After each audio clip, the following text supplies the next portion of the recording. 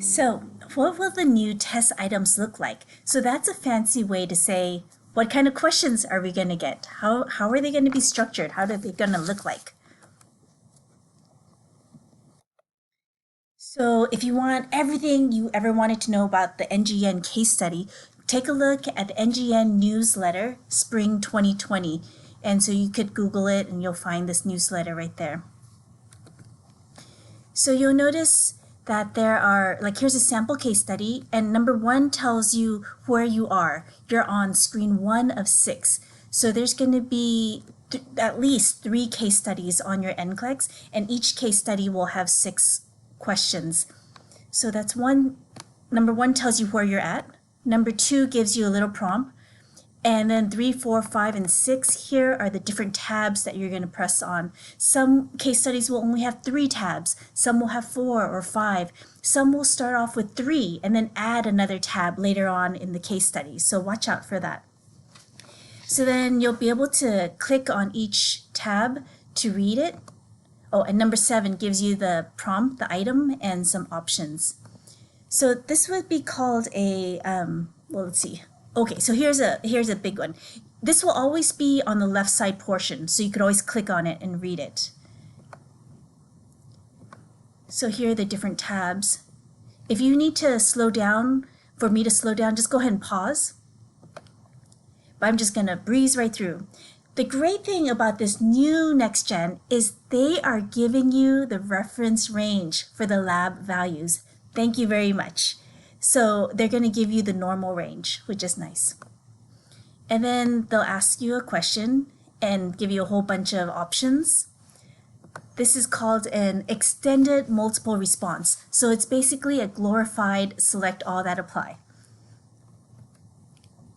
So that first question was about recognizing the cues. What is important? What do you see in that scenario that makes you kind of perk up? And you'll notice that this is, remember we were talking about layer 3? Recognize clues was that very first square on the left.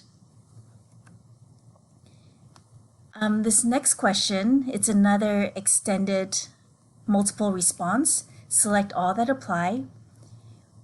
Which of the following potential issues is the client at risk for developing? So here we're going to start analyzing the question.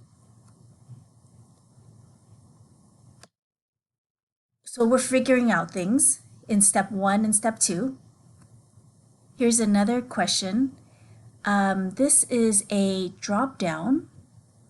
The nurse should first address the client's something followed by the client's something. So in this one, we're prioritizing what's most important and then what's second. This is called a pull down menu item. So this is the third little square in layer 3. It's about prioritizing hypothesis. What is important? What is most important? Next. So whenever you see like a table kind of thing, we call that a matrix or a grid type question. So if there's rows or columns, it's a matrix or grid. So here we're thinking about what do we expect to do and what we not expect to do. And this is called generate solutions. So these are items like what might the nurse do, or what might the nurse expect to happen? What could happen? Here's another extended multiple response. Select all that apply. Here we see the nurse has been asked to prepare the client for immediate surgery. Which of the following actions should the nurse take? Oh, so now we're talking about taking action. What would the nurse do? Which of the following actions would be most important? Or how would a nurse do something? So what, which, and how are questions that you might see in this type of question, in this type of take action type question. All right, next question. Click to highlight the findings below that would indicate the client is not progressing as expected. So this is called a highlighting type question, where you highlight to answer the question. highlighting item. And that question talked about evaluating outcomes. So you'll notice in layer 3, it'll have 6 squares according to that matrix that we were talking about in the last video. And each case study that you have will go in that order. They'll ask a question about recognizing cues, and then analyzing cues, and then prioritizing a hypothesis, and then generating a solution, taking action, and lastly evaluating. So the first 3 questions, you're kind of playing detective. What are you looking for? And in the next 3 questions, that's where you're the magician, where you're figuring out what to do to help this patient. So here's a case study. Summary. What you'll see on the NCLEX are real-world nursing scenarios that have been put together by registered nurses. You're going to get 6 questions with clinical judgment focus, and you're going to get it in order, which is nice. So you'll see here, what matters most? Why does it matter? What's going on? Where do I start? The next one is, what could I do to help as a registered nurse?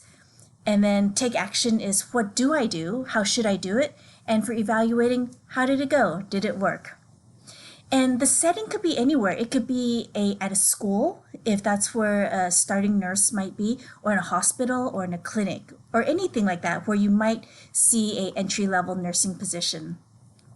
Eligible content. So what is fair game?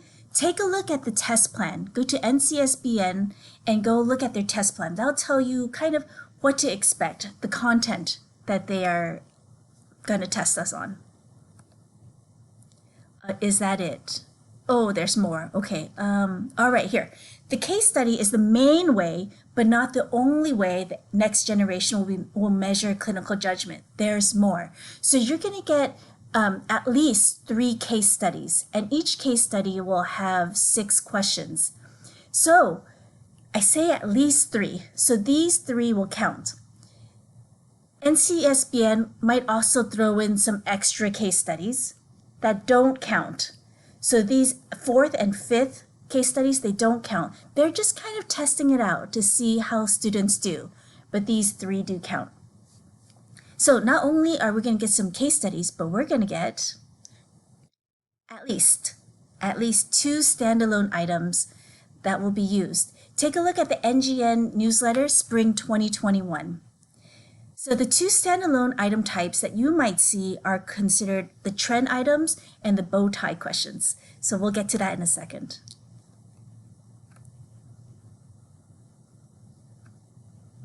So here's an example of the sample trend item. It looks kind of like a case study, but it's not. It's a single standalone question. It'll have information on the left side where it's trending information. Here we see some information about intake and output. We see some nursing notes. You might see lab values or some sort of trend. What's going on? And then they'll ask you a question on the right side. Here's a sample bow tie item. So it looks a little bit like a case study again, and you could click on those tabs on the left side.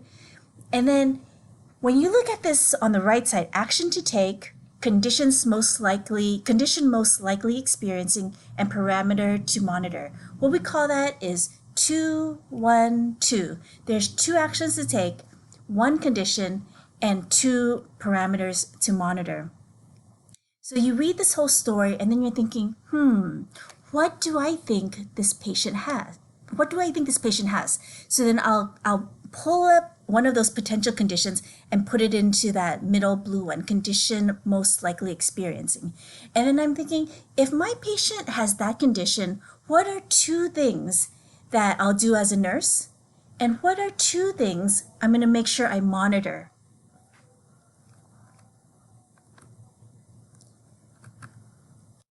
All right, I'll see you in the next video. What will the test look like?